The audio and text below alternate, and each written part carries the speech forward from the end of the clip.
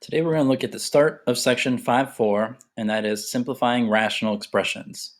Rational just means a fraction, so we're simplifying fractions.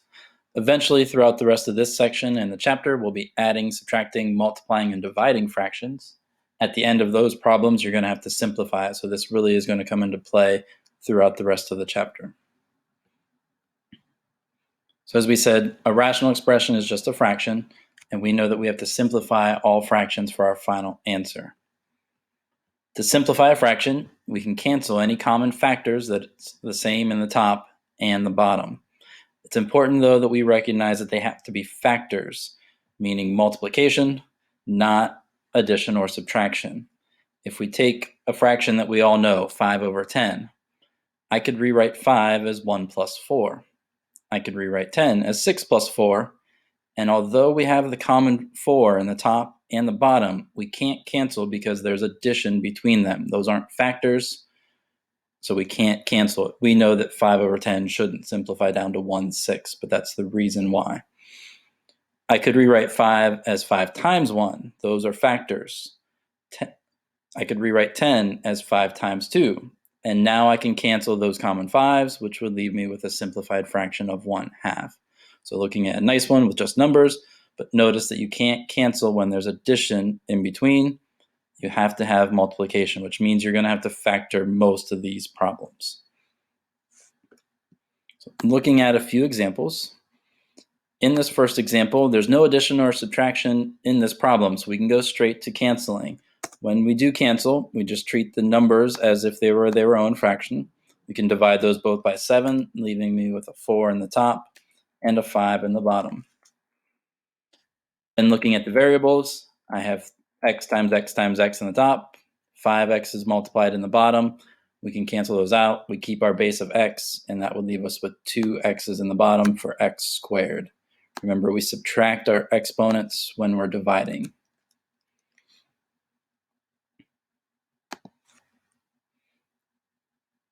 In our second example, we do have addition and subtraction. So anytime you see addition and subtraction, you have to factor first. So if I factor the top of this first one using x factoring, that would give me x plus 10 times x plus 2. Multiplying together to give me 20, adding together to give me the 12 in the middle.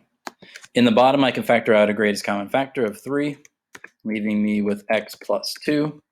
And now that I have factors, I can cancel anything that's the same on the top and bottom. So when I cancel the x plus 2's out, it would leave me with an x plus 10 in the top and just a 3 in the bottom. I can't cancel the 12 and the 3 from the start because of the addition and subtraction. You have to factor first anytime there's addition or subtraction in your problem.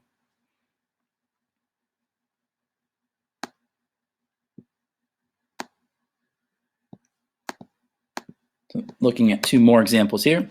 I see addition and subtraction in this first one in the top, so I need to factor. I can factor a greatest common factor of m out, which would leave me with m plus 8. In the bottom, nothing to factor, just an m. And now I can cancel those 2 m's, leaving me with just m plus 8.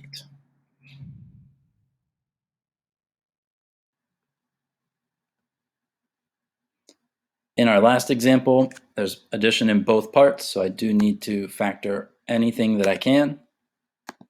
In the top, there's 3 terms, so that's going to x factor. That will x factor down into j plus 2 times j plus 20. Multiplying together to give me the 40, adding together to give me 22. In the bottom, I can factor out a greatest common factor of j. That leaves me with j plus 2. And now that I have factors, I can start canceling. There's a j plus 2 on the top and bottom, so canceling those out leaves me with a j plus 20 on top and just j on the bottom.